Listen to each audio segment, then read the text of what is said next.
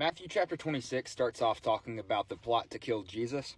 Jesus tells his disciples that after 2 days the Passover is coming, and the Son of Man will be delivered up to be crucified. Then the chief priests and the elders of the people gathered in the palace of the high priest, whose name was Caiaphas, and plotted together in order to arrest Jesus by stealth and kill him. But they said, "Not during the feast, lest there be an uproar among the people." It moves on in verse 6 to Jesus being in Bethany in the house of Simon the leper, and it says that a woman came up to him with an alabaster flask of very expensive ointment, and she poured it on Jesus' head as he reclined at the table.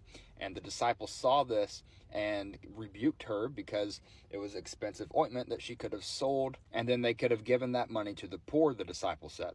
But Jesus said or asked, "Why do you trouble this woman? For she has done a beautiful thing to me."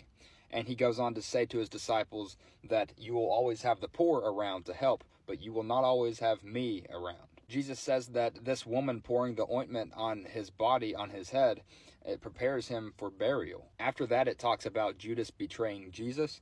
Then one of the 12, whose name was Judas Iscariot, went to the chief priests and said, "What will you give me if I deliver him over to you?" And they paid him 30 pieces of silver, and from that moment he sought an opportunity to betray him, to betray Jesus.